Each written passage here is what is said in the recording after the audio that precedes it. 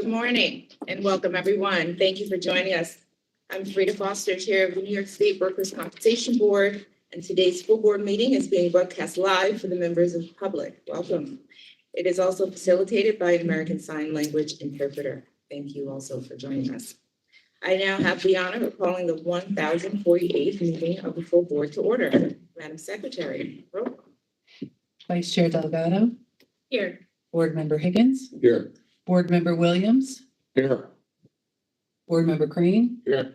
Board Member Rodriguez, Here. Board Member Caginelli, Here. Board Member Delam, Here. Board Member Perez, Here. Board Member Bergen, Here. Board Member De Jesus, Here. Board Member Matos, Here. Board Member Salibi. Here. Madam Chair, Board Member Williams is joining us remotely today. Thank you. All right. Agenda item 1, you've all received copy of the October 21st, 2025 meeting minutes to review. Are there any questions or need for discussion? Hearing none, is there a motion to approve? Yes, Madam Chair, Board Member Mark Higgins, I move that we approve the minutes.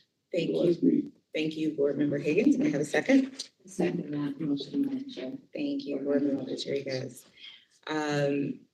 Is there any opposition? All in favor? Aye. Any opposed? I'm also a yes, the motion is passed.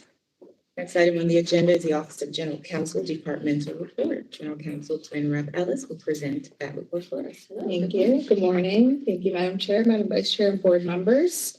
Following our statistics for November 2025 for the 3 divisions in the Office of General Counsel, actually for October 2025. The Adjudication Division held 18,088 hearings and resolved 11,850 cases at hearing. Issued 367 reserved decisions, held 1,508 pre-hearing conferences, finalized 2,032 waiver agreements. The Administrative Review Division received 997 applications for review, processed 1,197 applications, and there are 8,072 applications for administrative review pending. Finally, the Legal Affairs Division received 119 applications for review and processed 75 applications. There are 261 applications for review pending. Thank you. Thank you. Thank you. Are there any questions or need for discussion? And I may have a motion to accept the Office of General Counsel's Departmental Report. Madam Chair, this is Board Member Caginelli, and I request that we approve the Office of General Counsel Departmental Report. Thank you, Board Member Caginelli. Is there a second? Madam Chair, Board Member Matos, I second. Thank you very much, Board Member Matos. Is there any opposition? Hearing none, all in favor? Any opposed? I'm also a yes, that motion passed. Agenda item 3, license applications. Assistant Attorney Benjamin Jacobs will now present those license applications. Good morning. Good morning, Madam Chair, Madam Vice Chair, board members and colleagues. You have before you the recommendation from the assigned board panel regarding the licensing applications listed in part 3 of today's agenda.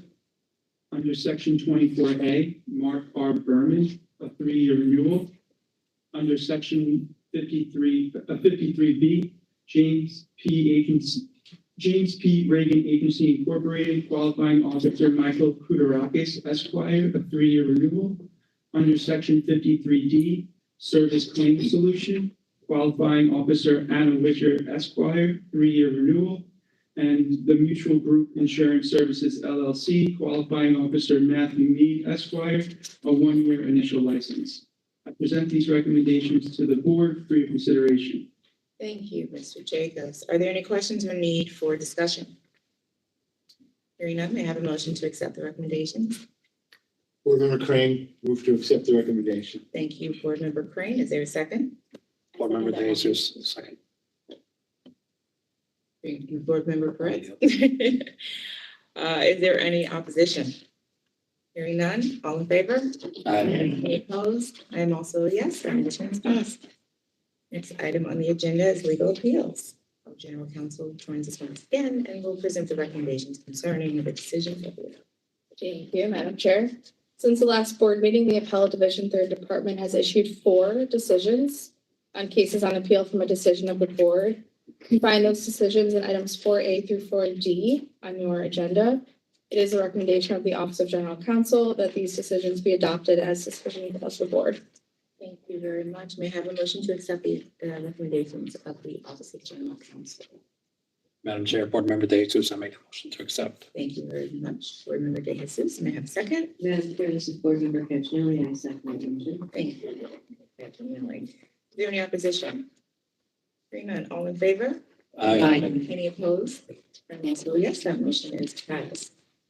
There are no items to review on item 5, and so now I turn this portion over to Mayor Delgado. Good morning.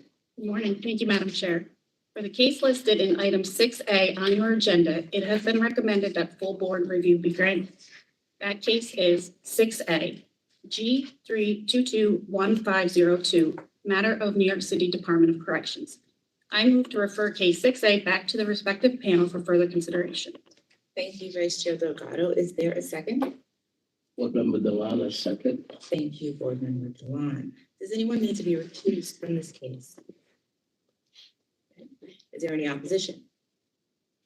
Hearing none, all in favor? Any opposed? I am also a yes, the motion is passed. There is no other business, however, agenda item 8, we have our guest speaker. Our guest speaker today is Janet Drana. Janet leads both the board's Office of Internal Control and the Office of Language Access, serving from the Schenectady office. Janet began her career in state service in 2005, spending over 16 years with the Office of the State Controller. She joined the board as the Internal Control Officer in 2022, and in this role uniquely supports all 46 plus units working to promote effectively and efficiently of operations, ensuring compliance with applicable laws and regulations, and encouraging adherence to critical policies and procedures. Janet began serving as Interim Language Access Coordinator in 2024 and works with the Office of General Services to ensure board compliance with the requirements of the law. In addition, Janet also confirms board's compliance with Project Sunlight and manages a staff of 3. Welcome, Janet. Thank you so much, Madam Chair. So I'm sure that my voice is going to betray me with the nerves, but I'm super excited to be able to be here and talk to you guys. As you mentioned, I always refer to my team as a small but mighty team of 3 because we're a very small team, but we get a lot done. We're part of the Office of Intergovernmental and Regulatory Services led by Juanita Perez, who's joining me today. Let me make sure I can. All right. So today I'm presenting specific to the language access portion of what my team does. First, I'm going to give you an overview of what language access is in case you're unfamiliar. And then I'm going to talk to you a little bit about the improvements that we've made and where we see ourselves going in the future. So what is language access? So I didn't know until I started fulfilling this role that New Yorkers speak more than 800 languages. To me, that was a staggering number.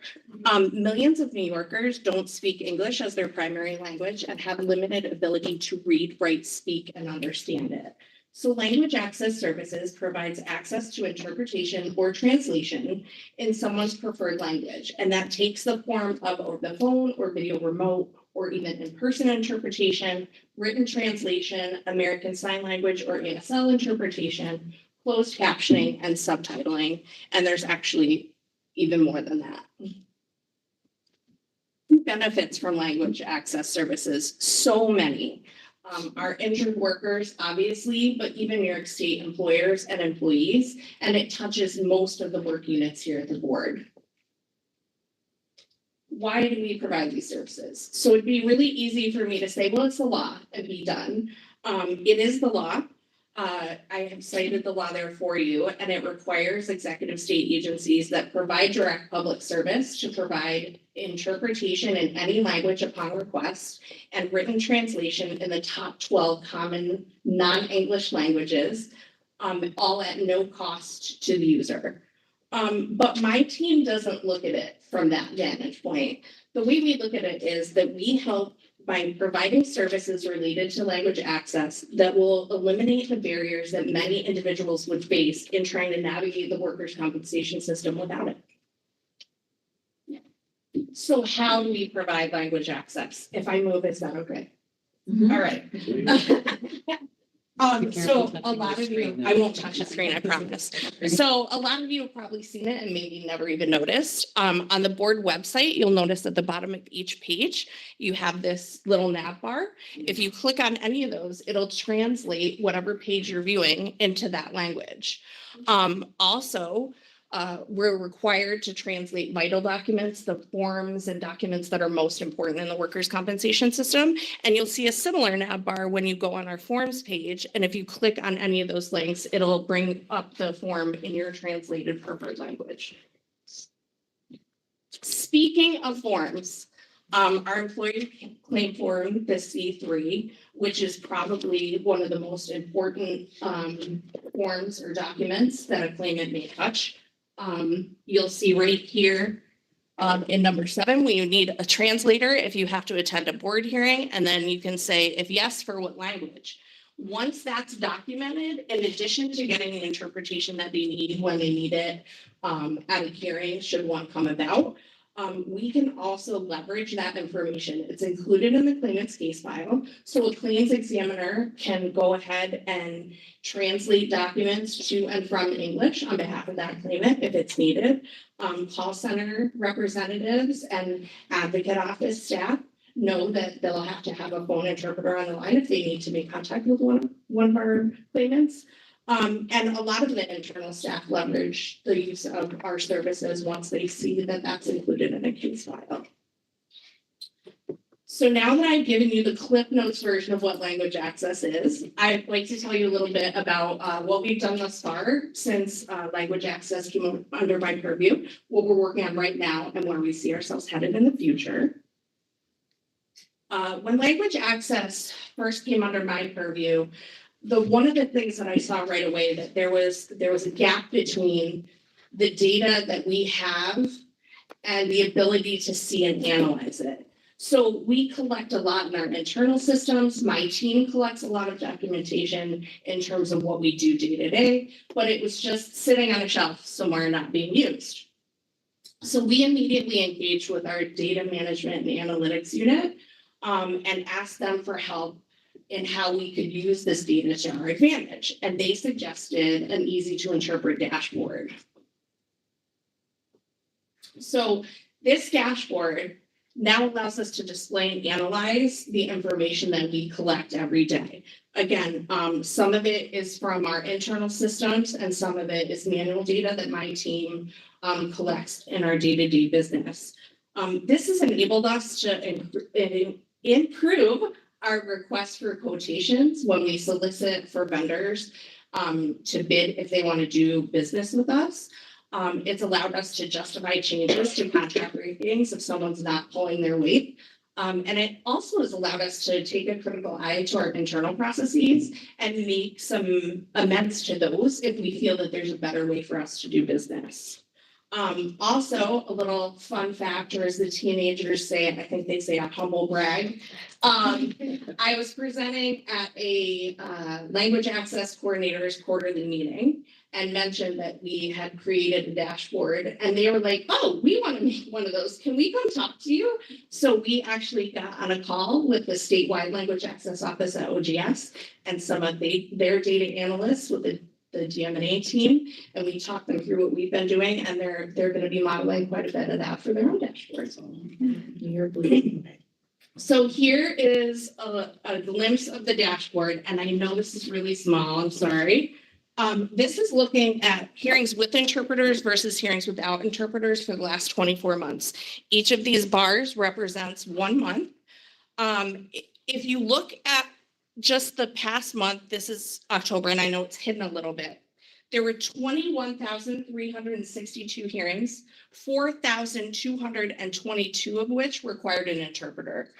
That's consistent across all 24 months of an average of about 20% of our hearings require interpretation, which again was a stunning figure to me when I first became involved in language access.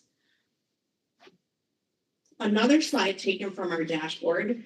This tells you where the interpretation is taking place by district. So if you look here, we have Queens, Manhattan, Brooklyn, Long Island. If you look, they take up the majority of the pie, 90%. 90% of our hearings with interpreters come out of our downstate districts. So when we saw that, we knew that that sheer magnitude had to be considered moving forward. So in early 2025, we decided that we were going to repeat the over-the-phone interpretation RFQ because we knew that by this point, by collecting all the data and analyzing what we collected, we would be able to build a more robust RFQ with more mandatory requirements, more preferred elements, and we knew that we could get a better package this way. We worked with contracts and adjudication since they're really our power user in terms of over-the-phone interpretation. We had 8 vendors respond, and we knew that adjudication can really only get through 3 in a case, and that's pushing it. So that allowed us to say, all right, we're going to take the top 5, and we can eliminate the 3 that we can see right off the rip are not going to meet our needs. In order to take the burden off of any one contractor, that's when we decided to take that magnitude of the 90% into consideration. Rather than award 1 primary, we awarded 2. And the way that we worked it is we knew that we couldn't just divide the state and set half and say upstate use this, downstate use that, because the majority of the usage is from downstate. So we found by looking at it from a little bit of a simpler lens that if we just divided it in half alphabetically, that would put 2 of our downstate districts in A through M and the other 2 at the end of it. So what we did is we divided it alphabetically and we had half of the districts using 1 primary, half using the other. What I'm even happier to report is that it's working. So this is our deficiencies reported in 2025. Now, to us, a deficiency is any issue with service. That would be a disconnection on the phone, poor interpretation quality. If someone has to wait an inordinate amount of time to get an interpreter on the line. So this was from February. This was when we were still operating under the 2024 contracts. And you can see the percentage deficiencies, 72% deficient, 13, 8, 5, 2. Not too bad when you get down towards the bottom, but that 72 and that 13, that's pretty egregious. So this is September. Now, this September, if you look, there is not a percent deficiency above 3%.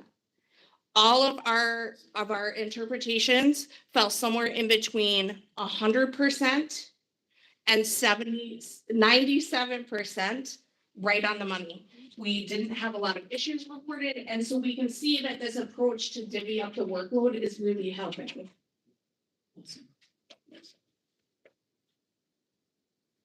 We also expanded the pre-scheduling process to better meet adjudicator needs. So the statewide calendaring unit maintains a list of languages that we have had issues getting an on-demand interpreter for in the past. And they pre-schedule an interpreter for our hearings if we know that one is going to be needed. So we know that they're right on the line when the claimant dials in. But they have strict parameters that they operate within. And there were outlier issues like where, there was one particular case where normally you'd be able to get an interpreter on the line very easily, but they've had issues. The case had to be continued, which is always our last ditch. We do not want that to happen by any means. And even unique circumstances. So as an example, last month, we actually had a case where a claimant spoke one language and a witness that would be providing testimony spoke another language. Now that we have this relationship set up with adjudication, they know that they can call us anytime that they want to schedule an interpretation in advance. So we had it set up well in advance of the hearing so that when they called in and provided the number to the operator, they had both interpreters on the line at the same time and it went off flawlessly. So just little factors like that, we're reaching out and really trying to collaborate has really become successful for us. As you may or may not know, I did not before I started doing this. When a limited English proficiency individual is in a hearing and an interpreter is on the line, they only interpret when the judge is speaking to the claimant and when the claimant is speaking to the judge.